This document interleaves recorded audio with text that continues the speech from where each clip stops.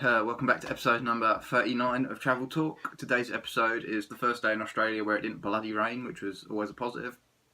So managed to get to the beach, which had been a long time coming, obviously, because most people go to Australia and want to see the beach. I've been there, 3 or 4 days and hadn't seen the beach yet because it rained every day. So luckily, like I say, we woke up about 9 o'clock sort of time, had some breakfast, walked down to the bus for about 9:30. I was going with Suzanne, the Dutch girl again, because obviously sharing the same room, it made sense, to go out and spend time together. So like I say, we jumped on the bus. It was funny because where the bus stop was, it was down. You have to walk down Liverpool Street, past Hyde Park to get the bus. It was like being in London again, You're walking down all these roads that you've already heard of before, and it's pretty cool. So jumped on the bus, headed down to Bondi Beach.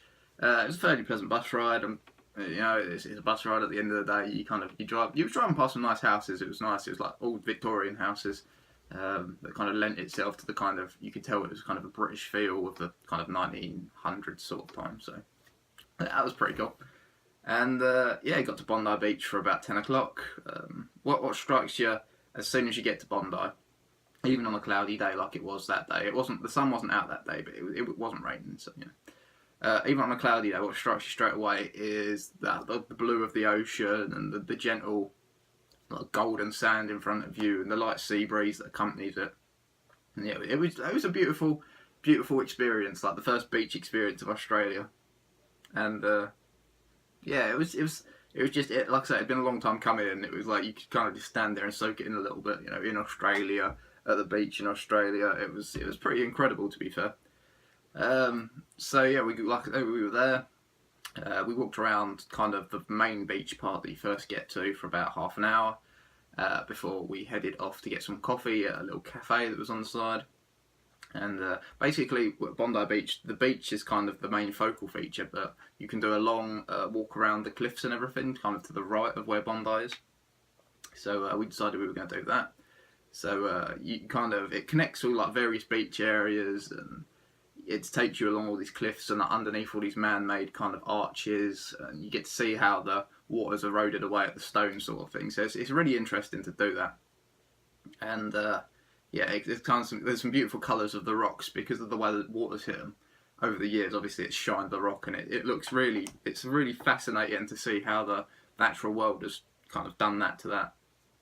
So like I say, we were walking along there. We strolled along there for probably about 25 minutes, becoming ever more, I don't know, I suppose, like, happy to see all these different man-made natural elements that, you just wouldn't see anywhere else. It really was. I say it a lot, but it was an incredible experience, we walked for about 25 minutes. We came to a set of stairs that kind of led down from the actual cliff walk, and you could go onto a massive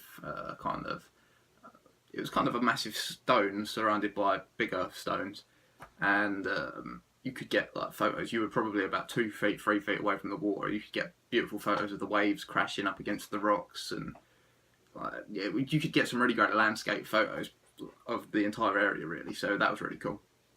So like I say, we did that. Got some superb views of how the rocks had been moulded by the water. And we walked on for about half an hour more before we looked at the time, and Suzanne, the girl that I was walking around with, she was actually leaving Sydney that day to go to surf camp. So basically, she had to be back by a certain amount of time to make sure she was packed and ready to go. She was leaving, I think, about 7 p.m. sort of time, and by this time it was probably about 2 o'clock. Obviously, we'd have to walk back, get the bus, etc., etc. So we made the decision that we would make our way back. Along the way, we stopped off there was a kind of a row of shops at one part of the beach, and it had a fish and chip shop. Now, this is an interesting story.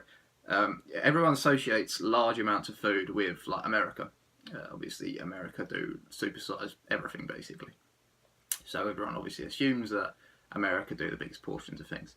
Well, we went to this fish and chip shop, and not really realising how big it would be, we both got a large portion of chips. And this large portion of chips probably could have fed a family of about 4 people because it was huge.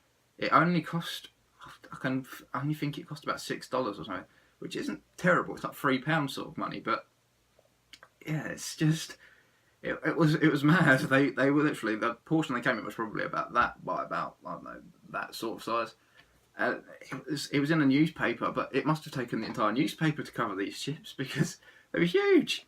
I'd never ever seen a portion of food that big, even from going through America for 3 months, like going to all different fast food places. Never seen something that big. So safe to say that we didn't finish those. We probably could have got one between us and still wasted half of it. So yeah, it was unbelievable. I don't think I ate for the next day after that. So yeah, like I said, we were heading back so that we could get the bus. Arrived back at Bondi Beach to jump back on the bus to central Sydney. It took probably about an hour and a half to get back, like including the walk in the bus, which meant obviously we got back about 4 o'clock, I think, in the end to the hostel, which was good, like I say, because she had to pack and get ready to leave. So it gave her ample amount of time to do that. And yeah, it was good. It was a good day. It was enjoyable. Like I say, seeing the beach for the first time in Australia, getting to have a little walk around the cliffside. Yeah, I really enjoyed it, and I can recommend if you ever go to Bondi, doing that. Obviously, there'll be a lot more Bondi to come in future vlogs because it wasn't the only time that I got to go there. So, which is good because I got to go there in the sunshine as well. So, woo! So yeah, basically we were back at the hostel by 4:30, like I say. She packed and left about 6:30 to get her bus at 7, which just left me in the room with some strange looking fuckers. So that was fun. And yeah, it was that basically just planning what I was going to do the next day really, and I decided that the weather was supposed to be bright, sunny and warm the next day, so I was going to go back to Bondi, do the walk again, but probably go further because obviously I wasn't in the time limit. And yeah, it was supposed to be about 26 or 27, which was really warm, and that would be really good. And yeah, hopefully get some lovely photos again of Bondi, and in the sun this time. And yeah, be all good. It's you know, it's like I say, it was just nice to be able to see the beach and the ocean and everything for the first time being in Australia. Like it's obviously very different when you're in America because it's a different ocean, the beaches are different, the entire country is different, obviously. So it was kind of a landmark to first see the beach in Australia, and I really enjoyed that day. So, but this is where I leave this episode. Next episode, I will be at Bondi Beach again, but this time in the sunshine, and it'll be warmer, and the photos won't actually look like I'm in some kind of tsunami. And so yeah, that's all good. Put some photos at the end of this one of the Bondi Beach day 1, basically. And yeah, hopefully you've enjoyed the video, and I'll catch you next time. See ya.